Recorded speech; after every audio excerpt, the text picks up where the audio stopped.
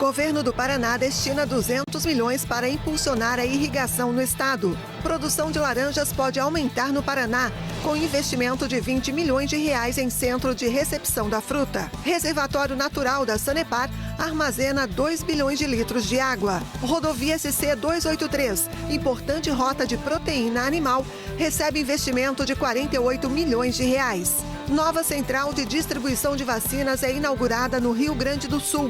Novo espaço quase duplica a capacidade de conservação de doses.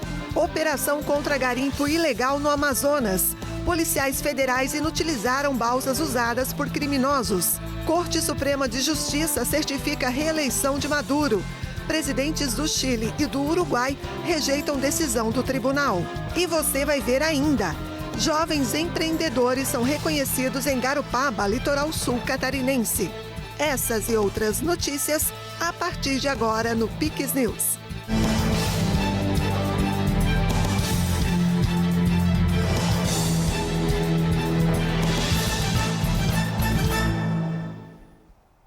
Olá, sejam todos bem-vindos ao Piques News desta sexta-feira, 23 de agosto. Iniciamos falando que a rodovia SC 283, que liga Chapecó ao entroncamento com Arvoredo, no oeste catarinense, foi oficialmente inaugurada. Orçada inicialmente em 36 milhões de reais, as obras receberam investimento de 48 milhões de reais por meio do programa Estrada Boa do governo estadual. A via passou por melhorias em um trecho de 12,8 quilômetros. No local, foi realizado recapamento asfáltico, obras de drenagem e tubulações, além da construção de terceira pista em alguns pontos para aumentar a capacidade de locomoção nesta, que é uma das estradas com maior tráfego de veículos transportando proteína animal no estado. Não para nunca, já começou de Ceará para cá, de Ceará a Arvoredo, então nós vamos fazer todas elas. A metade do ano que vem nós vamos entregar 50 SC restaurado e revitalizado. Para a execução do programa Estrada Boa, o governo catarinense realizou um empréstimo de mais de 2 bilhões de reais, destinado à recuperação das rodovias estaduais, impactando diretamente 200 municípios e abrangendo 600 locais. Cerca de 50% deste valor foi direcionado à região oeste. Representa mais tranquilidade para quem usa, uma região importante. O oeste definitivamente sendo prestigiado. Do Estrada Boa, dos 2 bilhões e 400, nós estamos aplicando 50% desse dinheiro da 116 para cima. Por quê? Porque o governador é do oeste de Santa Catarina. O governo do Rio Grande do Sul inaugurou nesta sexta-feira em Porto Alegre a nova Central Estadual de Armazenamento e Distribuição de Imunobiológicos. O novo espaço quase que duplica a capacidade do estado em armazenar e conservar as doses. A nova estrutura de 133 metros quadrados pode conservar até 26 milhões de vacinas. Sempre houve muito cuidado de toda a equipe da Secretaria de Saúde, do nosso SEVES, aqui com o armazenamento das vacinas, dos imunobiológicos, como são chamados, mas em uma estrutura muito acanhada, em containers para fazer o armazenamento, que tiveram que ser estruturados ao longo do tempo de uma forma não exatamente improvisada, mas fora do que é o que se deseja como padrão de atendimento. A gente agora tem um centro de armazenamento e distribuição de imunobiológicos, que certamente será uma referência. É uma estrutura que é 3 vezes, pelo menos, maior do que o que se tinha antes para fazer o armazenamento, e é importante no processo dessa jornada da vacina chegar até o braço das pessoas. As pessoas veem e reconhecem o valor das vacinas chegando no seu braço, mas até que chegue lá, tem todo um processo para recebermos, acondicionar, organizar a distribuição, e ele vai passar agora por uma estrutura muito mais robusta com esse investimento que foi feito pelo governo do estado, com equipamentos que vão garantir segurança, né, e agilidade para que as vacinas possam chegar ao braço de cada um dos gaúchos. Essa modernização permite mais qualidade no armazenamento e distribuição, evitando desperdícios, além de agilizar a distribuição para todo o estado. Essa segurança no armazenamento A gente está vendo aqui uma estrutura que, além de ter uma estrutura maior, ela tem equipamentos mais modernos e sistemas, inclusive, que fazem um acompanhamento para qualquer tipo de oscilação de temperatura ser identificado rapidamente, redundância de sistemas. Então, se um equipamento falhar, eventualmente, você já tem imediatamente outros equipamentos para entrar em operação e, consequentemente, isso oferece uma segurança nesse acondicionamento para evitar que qualquer uma das doses de vacinas aqui armazenadas venha a ser perdida por algum tipo de oscilação de energia elétrica, né? E outros problemas na distribuição. Então, qualidade no serviço público que o governo do estado agora consegue imprimir, como eu sempre digo, né, graças a contas equilibradas e uma equipe técnica motivada que a gente agradece muito. Durante a inauguração, a Secretaria de Saúde informou que está preparada em relação à Mpox. O estado vem monitorando a varíola dos macacos com vigilância ativa e laboratorial desde 2022 e, especialmente após a declaração de emergência internacional, reforçou o alerta. E agora, com a entrada desse novo clado, que é o clado 1, é uma variante mais patogênica, é uma variante que tem mostrado uma maior letalidade, principalmente na África do Sul. O estado do Rio Grande do Sul está preparado, tem uma vigilância ativa, tem diagnóstico laboratorial para processamento dessas amostras, identificação dos casos e sequenciamento, inclusive genômico, para identificarmos a entrada, então, se ocorrer, do novo tipo, do novo subtipo aí, que é o clado 1. A Sanepar, empresa pública de água e saneamento do Paraná, comemora bons resultados. O reservatório natural nas cavas do Rio Iguaçu armazenam 2 bilhões de litros de água. Esse reservatório faz parte do projeto de reserva hídrica do Alto Iguaçu, lançado pelo governo do estado em parceria entre a Sanepar, prefeituras de Curitiba e região metropolitana e representantes de diversos setores em cerca de 150 quilômetros de extensão ao longo do Iguaçu, indo da capital a Porto Amazonas. São quase 20 mil hectares de áreas que podem ser adaptadas. No caso das wetlands de diluição, o processo é interligar as cavas, trazer um pouco da água do rio. Quando a água passa por essas cavas, as plantas, aquelas plantas aquáticas que existem nessa região, elas capturam matéria orgânica, nutrientes como fósforo, nitrogênio, para o seu crescimento. Paralelamente a isso, elas podem também retirar fármacos, ou seja, aqueles medicamentos que acabam indo para a água dos rios e também hormônios.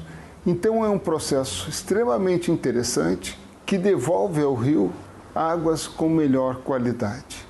O novo reservatório natural de água bruta da capital possui 300 hectares e armazena 2 bilhões de litros de água, o suficiente para abastecer sozinho a população de Curitiba por até 5 dias. Ele poderá ser utilizado no abastecimento da capital e de cidades vizinhas em momentos de estiagem ou na ocorrência de alguma dificuldade operacional emergencial, como em um acidente. O armazenamento faz melhor aproveitamento das águas já naturalmente encontradas nas cavas do Iguaçu, que são antigas escavações ao longo do rio, das quais eram retirados minérios como areia e argila. O programa da reserva hídrica quer integrar tanto essas áreas para armazenar águas de boa qualidade, como também ter um sistema de melhoria da água do Rio Iguaçu utilizando as wetlands. O reservatório também minimiza impactos das cheias em comunidades ao entorno do rio. É que em grandes volumes o fluxo das águas é invertido, enviando boa parte do excesso de água da chuva para as cavas, evitando transbordamentos. E ainda sobre o Paraná, o estado lançou um novo programa para impulsionar a irrigação agrícola no estado.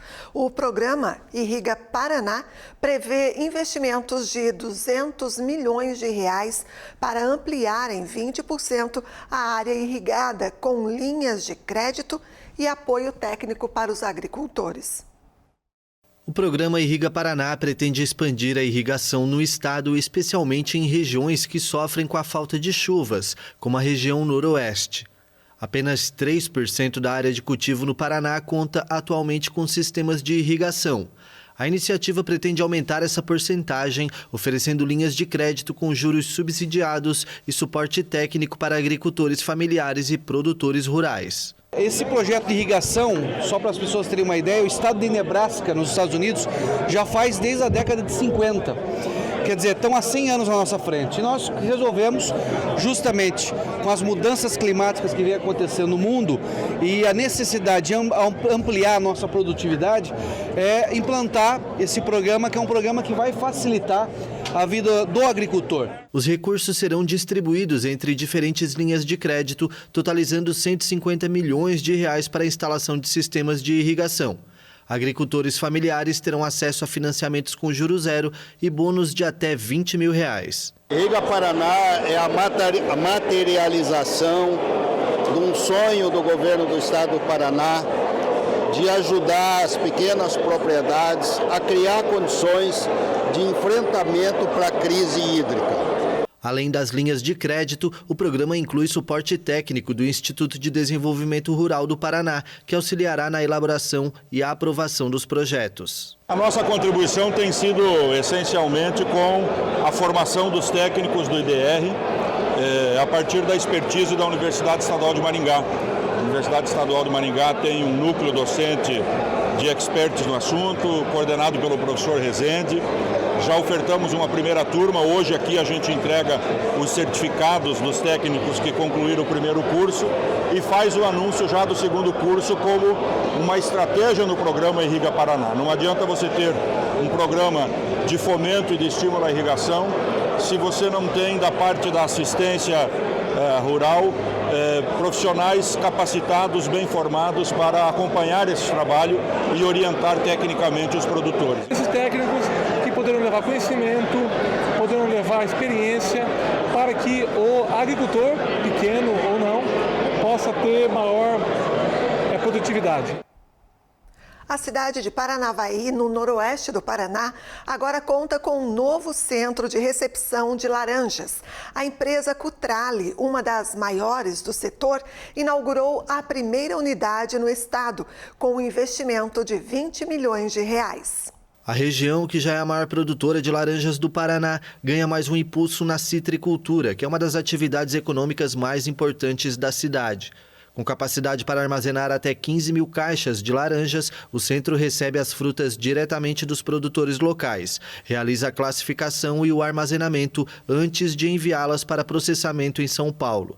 Com isso, o custo de frete é reduzido, trazendo benefícios diretos aos agricultores. Isso ajuda muito a consolidar essa vocação para o nosso estado, passa a ser também mais um incentivo para o agricultor como uma opção de cultivo para ele no dia a dia. A laranja dá uma boa remuneração comparada a outros setores da agricultura e automaticamente a geração de emprego. Então a gente está muito feliz, orgulhoso de ter a Cutrale, que é uma empresa que exporta para o mundo todo, que produz aí praticamente 40%, 50% do suco de laranja do Brasil para exportação e agora escolhe Paranavaí como também ter mais essa opção da sua casa. O investimento da empresa no Paraná é fruto de um planejamento de 8 anos. Segundo um dos diretores, a escolha da região foi estratégica, devido à forte tradição citrícola de Paranavaí e ao apoio do governo estadual. Nós tivemos muito apoio do Estado, tivemos muito apoio do município. É um município que já tem a produção no sangue dele, certo? O município produz muita laranja, a região produz muita laranja, o noroeste do Estado é muito importante na produção de laranja. E, na verdade, é o seguinte, nós temos que incentivar e aumentar a produção de laranja do Brasil. Isso é o foco da Cutrale, o objetivo da Cutrale, nosso negócio é a laranja. Então, a gente vai colocar um ambiente de produção de laranja onde for necessário. O novo centro de recepção começou a operar com apenas um turno e 16 funcionários diretos, mas a expectativa é expandir para 4 turnos, triplicando o número de empregados. A chegada desta nova empresa representa uma opção a mais para os produtores locais e fortalece ainda mais a citricultura no estado, consolidando a vocação agrícola de Paranavaí. A gente vai receber toda a fruta do produtor, se tiver com agilidade e rapidez, o produtor vai acompanhar a descarga dessa fruta, ele vai saber exatamente o que ele entregou, com transparência, com clareza e com rapidez. E dá esse fluxo financeiro positivo para o produtor. O produtor precisa disso.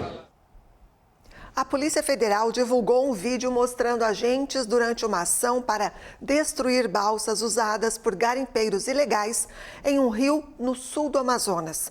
Desde que a operação começou na última segunda-feira, ao longo do rio Madeira, 223 embarcações foram inutilizadas. A Polícia Federal realizou uma operação contra o garimpo ilegal em Humaitá, no sul do Amazonas, na última quarta, destruindo estruturas usadas pelos garimpeiros.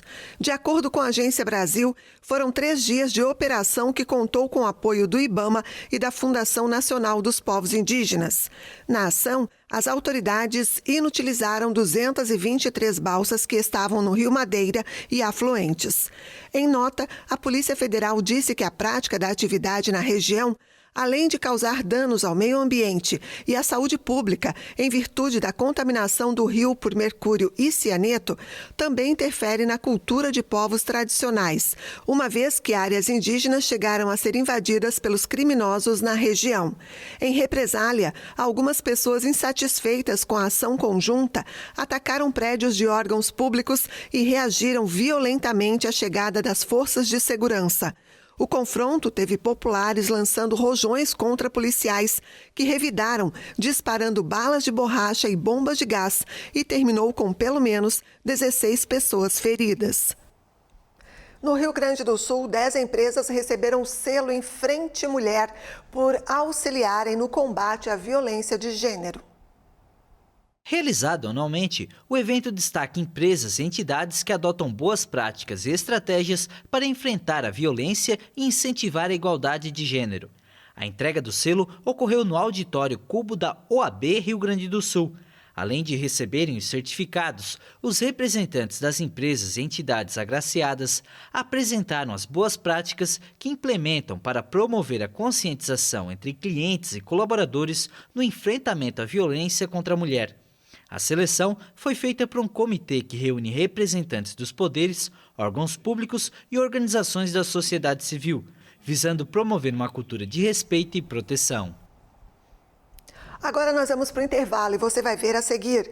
Nicarágua obriga igrejas a pagar impostos. O governo também fechou 151 ONGs para endurecer controle sobre organizações. Tem ainda o comentário político com o jornalista Tiago Pereira. E você vai ver também, jovens empreendedores são reconhecidos em Garopaba, no litoral sul catarinense. Iniciativas no setor público e privado podem se inscrever na Comenda Municipal. Nós voltamos já já. Tá passando o furacão de ofertas Comprão. Sábado e domingo de preços arrasadores. Não vai sobrar nada. Itaipava Pilsen 350ml, 1,99 no Clube Car. Se beber, não dirija. Alcatra com maminha a vácuo, 26,90 ao quilo. Coxa e sobrecoxa de frango sem dorso congelada, 5,99 o quilo. Ovos vermelhos ou brancos, bandeja com 30, 12,99. Óleo de soja com amo, 900ml, 4,99 no Clube Car. Lava-roupas brilhante, 4 quilos, 29,99. Na próxima semana inaugura em Canelinha, a loja de número 72. Melhor preço é no Comprão.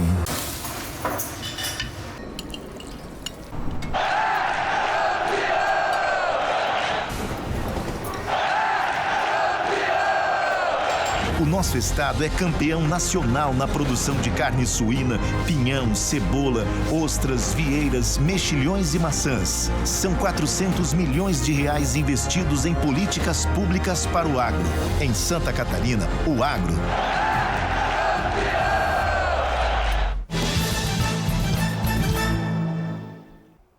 Olá, estamos de volta, agora 8h20. O sudoeste da Islândia voltou a ser atingido por erupções vulcânicas. Um terremoto foi registrado na região. A lava laranja brotou de uma larga fissura de quase 4 quilômetros na península de Reykjanes, no 6º episódio deste tipo desde novembro na região. Na madrugada de sexta-feira, o Escritório Meteorológico da Islândia anunciou nas redes sociais que tinha aberto uma segunda fissura a norte da primeira, onde seguia concentrada a atividade vulcânica. Aproximadamente 1 hora depois, no início da erupção, foi registrado um terremoto de magnitude de 4,1. O chefe de polícia da região de Sudurnes declarou aos meios locais que a evacuação do povoado pesqueiro de Green David tinha sido realizada com sucesso. Somente cerca de 20 casas do povoado estavam ocupadas, já que a maioria dos 4.000 habitantes tinham sido evacuados em novembro, antes da primeira erupção. Alguns habitantes puderam voltar ao local entre as erupções, mas somente alguns permaneciam durante a noite. O governo da Nicarágua vai obrigar as igrejas e instituições religiosas a pagar imposto de renda e ordenou o fechamento de 151 ONGs no país. Uma resolução assinada pelo presidente Daniel Ortega revoga o artigo de lei de regulação tributária, em que igrejas, denominações, confissões e fundações religiosas estavam isentas desta obrigação. Agora, as igrejas vão pagar por impostos de até 30% sobre a renda anual, dependendo do montante reportado no fim de cada ano. O governo também cancelou a inscrição de 151 ONGs, muitas de comércio, 3 dias após o encerramento de 1.500 organizações não governamentais, a maioria religiosas. O grande número de banimentos, que a oposição descreveu como ataque à sociedade civil, eleva a 5.300 as organizações canceladas pelo governo desde os protestos de 2018. Ortega e a esposa Rosário Murilo sustentam que as manifestações, que a ONU afirma terem deixado mais de 300 mortos, foram uma tentativa de golpe de Estado, patrocinado por Washington e apoiado pelas ONGs e pela Igreja Católica. A Nicarágua pôs em vigor na sexta-feira passada uma normativa polêmica que obriga as organizações não governamentais a trabalhar em alianças de associações com entidades estatais. Nos Estados Unidos, o presidente do Federal Reserve, o Banco Central Americano, abriu a porta nesta sexta-feira para um primeiro corte nas taxas de juros na próxima reunião da organização, que vai ocorrer em setembro. Uma notícia muito aguardada pelos mercados. O presidente do Fed, Jerome Powell, assegurou confiança no fato de a inflação estar em uma trajetória duradoura, regressando aos 2%, que é o objetivo da instituição. A cura das distorções pandêmicas, nossos esforços para moderar a demanda agregada e ancorar as expectativas funcionaram para colocar a inflação no que parece mais ser um caminho sustentado no objetivo de 2%. A deflação, ao mesmo tempo que preserva a força do mercado de trabalho, só é possível com expectativas de inflação ancoradas que reflitam a confiança pública de que o Banco Central vai trazer cerca de 2% de inflação ao longo do tempo. Essa confiança foi construída ao longo de décadas e reforçada pelas nossas ações. Até agora, Powell não tinha dado indicações sobre datas para um corte nas taxas, uma medida há muito tempo esperada pelo mercado, porque reduz o custo do dinheiro e dinamiza os fluxos de fundos na economia. O Fed aumentou as taxas de juros para combater a inflação. A medida torna o crédito mais caro e desenrola o consumo e o investimento, reduzindo a pressão sobre os preços.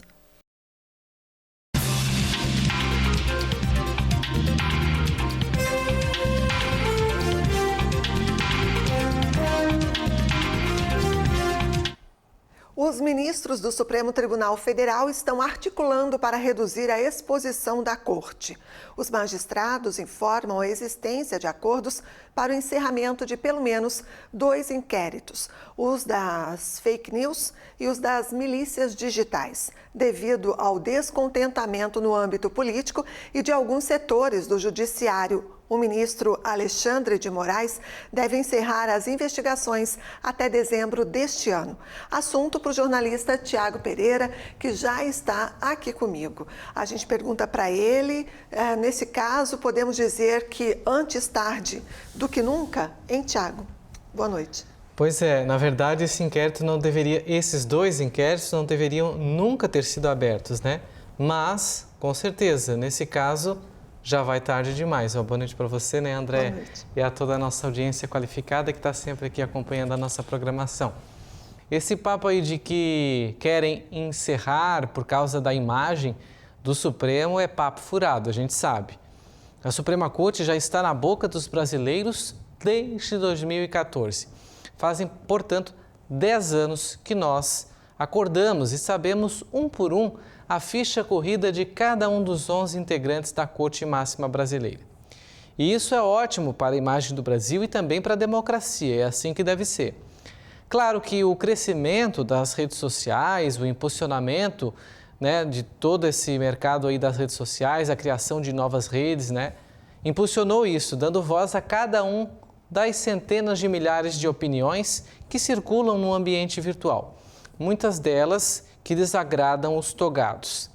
Nem tudo é verdade, sabemos, mas generalizar não é o caminho, amedrontar muito menos. E é justamente isso que o Supremo, por intermédio de Alexandre de Moraes, mas é bom a gente lembrar que com o aval de todos os outros, que está sendo feito com esse inquérito, esses 2 inquéritos, na verdade, que nunca acabam. O Supremo, para quem não sabe, com essas ações ele assumiu um poder de polícia, uma espécie de caça às bruxas contra as opiniões, muitas vezes ácidas nas redes sociais. Mas é assim, às vezes a gente é ácido também no particular, no face a face, no tete a tete. Só que nesse ambiente ninguém filma, ninguém grava, não ficam sabendo. E quando a gente expressa isso na rede social, meu amigo, todo mundo vê. Agora, o Congresso tem uma missão importante nisso aí. Sabe por quê? Porque no Senado é que está a possibilidade da cassação de qualquer um dos ministros. E talvez o fim desses inquéritos possa ser, pelo menos soa para mim, como uma espécie de acordo. Agora, o fato é que a briga foi para o digital, isso aí é incontestável. E as mensagens vazadas recentemente por juízes de instrução e servidores do Tribunal Superior Eleitoral reforçam essa tese, onde o alvo principal eram cidadãos que apoiavam o ex-presidente Jair Bolsonaro. Isso ficou claro. E aqui eu não classifiquei, tá? Não coloquei o alvo era jornalista, o alvo era blogueiros ou influenciadores, pois o alvo, tanto de Moraes quanto dos juízes que os assessoram, são brasileiros que têm ou deveriam ter liberdade de se expressar. Para finalizar o assunto, digamos com chave de ouro, ou nem tanto, Alexandre de Moraes abriu um novo inquérito sigiloso para ele mesmo, vou repetir, ele mesmo investigar o caso das mensagens. E a Polícia Federal intimou o ex-assessor do TSE, Eduardo Tagliaferro. A defesa dele pediu acesso aos autos antes dele prestar depoimentos. A mulher dele também foi intimada. Mas, por enquanto, os juízes auxiliares que também tiveram as mensagens vazadas não foram arrolados ao inquérito. Será que essa é mais uma daquelas investigações que só olha para um lado? O futuro dos próximos dias nos dirá isso. É o cerco fechando, o Alexandre quer, como a gente comentou aqui na quarta-feira ou na segunda, não me recordo agora, mexer numa cláusula pétrea do jornalismo, né? E que está lá, não é só do jornalismo, está na Constituição, né? Por a importância da nossa profissão, porque a gente é chamado até de o quarto poder, né? Em muitos casos, de querer descobrir como que Glenn Greenwald ou a Folha de São Paulo, o jornalista Glenn, descobriram, né? Como que eles tiveram acesso, porque para quem não sabe, quando a gente tem acesso à informação que é checada, é fidedigna, você tem certeza, a sua fonte lhe dá essa transparência para o assunto, a gente pode ocultar ela, preservar ela justamente para a segurança dessa pessoa. E nesse caso, me parece que Alexandre de Moraes está indo na contramão, querendo a todo custo saber, descobrir, né, como que essas mensagens chegaram até o jornalismo da Folha de São Paulo, um dos maiores jornais do Brasil. Boa noite para você, André, e para toda a nossa audiência qualificada. E a gente volta a se encontrar na segunda-feira. Um excelente final de semana. Aguardamos. Bom fim de semana para você também e até lá. Obrigada, Tiago. E agora, política americana. Kamala Harris vai concorrer à presidência americana com Donald Trump, agora é oficial. A democrata aceitou a nomeação durante a convenção do partido nesta quinta-feira e discursou para apoiadores, prometendo lutar pelo fim da guerra em Gaza e manter o apoio à Ucrânia. Kamala Harris, de 59 anos, prometeu guiar o país para um novo caminho e agradeceu ao presidente Joe Biden por apoiar a candidatura depois de abandonar a corrida à reeleição. Your nomination to be president of the United States of America. A nova indicada como candidata presidencial do Partido Democrata prestou homenagem aos pais e às origens como filha de imigrantes de classe média. Também abordou questões como a política internacional e afirmou estar trabalhando 24 horas por dia com Biden para conseguir um cessar-fogo em Gaza entre Israel e o Hamas. A magnitude do sofrimento é desoladora. O presidente Biden e eu estamos trabalhando para acabar com esta guerra, para que Israel esteja seguro, os reféns sejam libertados, o sofrimento em Gaza acabe e o povo palestino possa realizar o seu direito à dignidade. Harris também prometeu permanecer firmemente ao lado da Ucrânia e dos países membros da OTAN. Durante o discurso, Harris atacou o rival, o magnata republicano Donald Trump, a quem acusou de querer atrasar o país. O candidato respondeu ao discurso da democrata na plataforma Truth Social e disse que a rival não faz nada além de falar.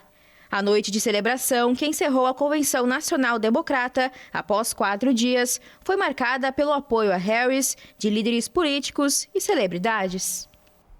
O presidente do Chile acusou a Corte Suprema da Venezuela de consolidar a fraude eleitoral após certificar a reeleição do colega Nicolás Maduro. Já o presidente do Uruguai considerou que a decisão apenas confirma uma fraude eleitoral. O presidente do Chile, Gabriel Boric, se manifestou sobre a decisão do Tribunal Supremo de Justiça da Venezuela de certificar a reeleição de Nicolás Maduro.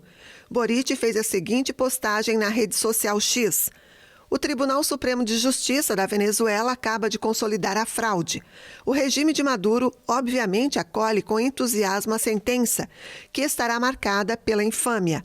Ele ainda acrescentou que o Chile não reconhece o que considerou este falso triunfo autoproclamado de Maduro. O presidente chileno foi um dos primeiros governantes a colocar em dúvida a transparência das eleições presidenciais na Venezuela.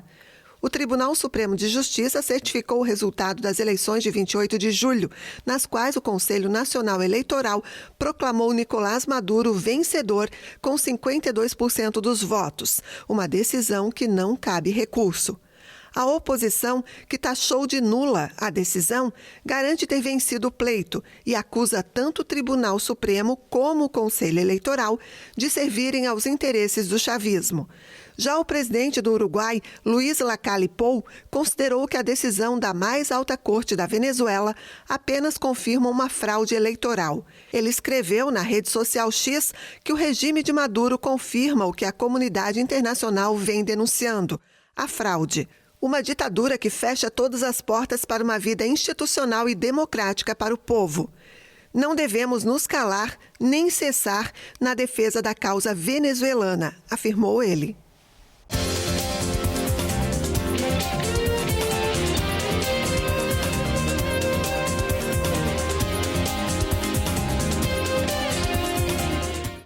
O técnico Dorival Júnior anunciou nesta sexta-feira a lista de convocados para defender a seleção brasileira nos duelos contra Equador e Paraguai no mês que vem, em jogos eliminatórios para a Copa do Mundo.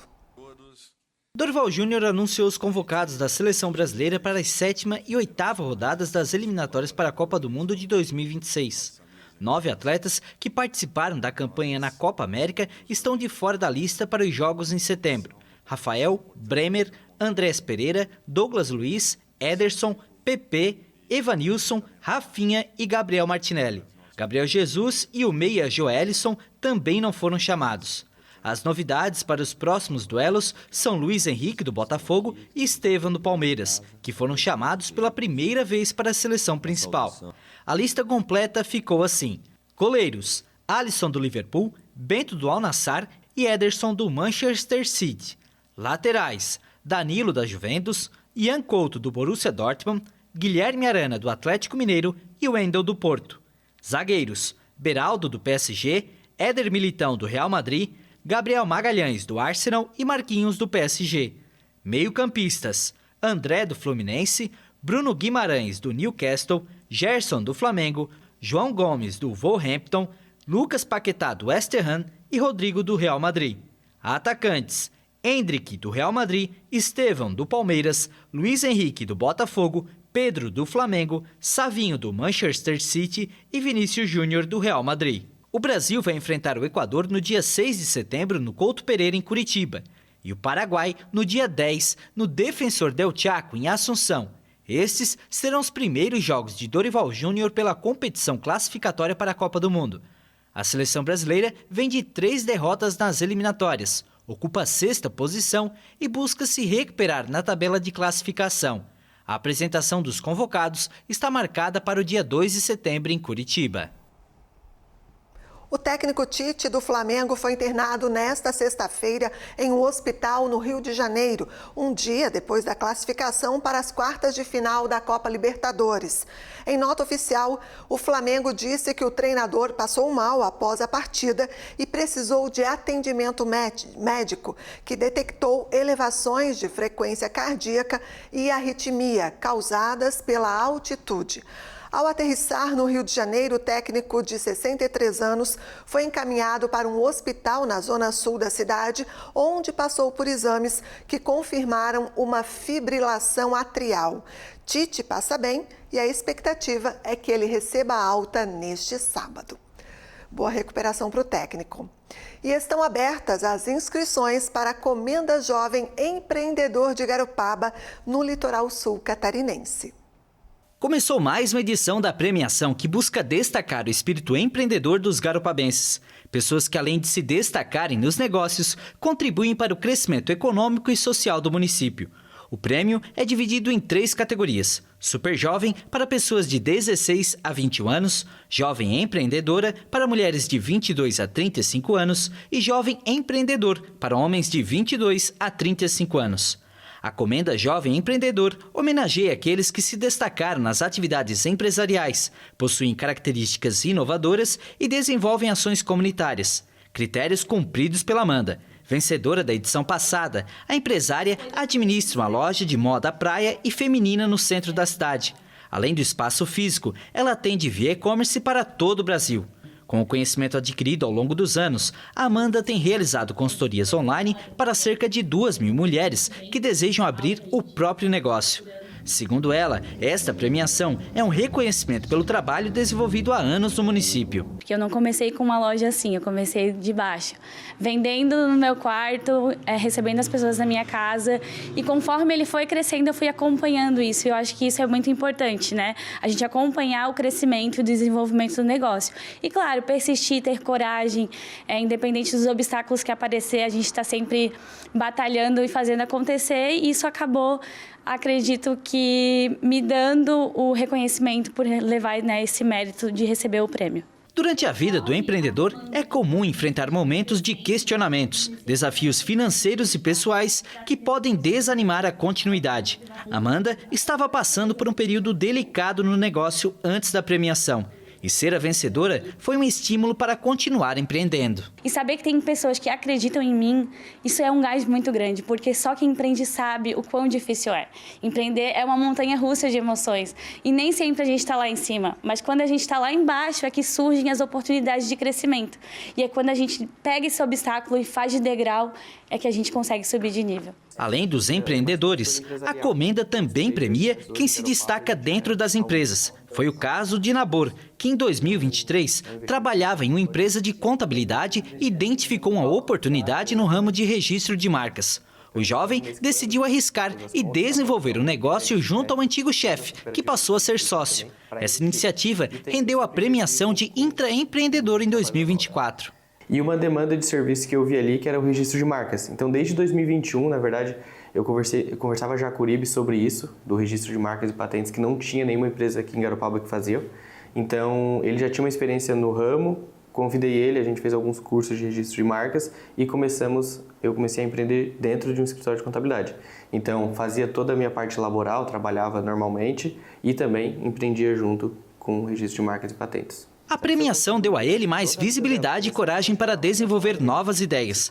Cerca de um ano após receber o prêmio, Nabor abriu outros 2 negócios, um na área de consultoria de investimentos e outro de correção de seguros. Com um prêmio desse, mostra que o jovem que começa a empreender, começa a se destacar no seu mercado de trabalho, ele pode ter um destaque maior, né? Receber uma premiação por uma prefeitura, por uma associação comercial é um destaque muito grande. Então tu acaba conhecendo muita gente e junto com a premiação do Jovem Empreendedor, é legal fazer parte da SIG, que é a Associação Comercial. Então tu começa a ter um network, começa a conhecer novas pessoas e de fato traz a segurança para te empreender e sair do teu trabalho, no caso, se tu tiver segurança, né? Então, eu começo a empreender junto com o meu trabalho e depois acaba empreendendo por completo. Para quem empreende e se inspirou nas histórias de Amanda e Nabor, as inscrições para a Comenda Jovem Empreendedor de 2024 estão abertas até o dia 31 de agosto. No Instagram da Associação Empresarial de Garopaba tem o formulário de cadastro. Os vencedores serão anunciados em 15 de setembro e a entrega do prêmio será realizada durante a Semana do Jovem Empreendedor. Venha conosco, né? É uma oportunidade única. Estaremos lá todos juntos no dia 29/10, né, de outubro, lá na Câmara dos Vereadores, entregando esse prêmio, mas também celebrando o empreendedorismo em Garopaba, que é algo que realmente pode vir a mudar a cidade, né, e atrair os nossos jovens, né, para ficarem em Garopaba, que também é um dos nossos objetivos aqui. É isso aí. E essa edição do Pix News fica por aqui. Mais notícias no nosso site e também nas nossas redes sociais. Muito obrigada pela companhia. Na sequência tem a série Lost. E amanhã tem Pix News especial de sábado, na apresentação Vinícius Pacheco. Tenha um excelente fim de semana. E a gente se encontra na segunda-feira ao vivo, a partir das 8 da noite. Pix TV é conteúdo todo dia.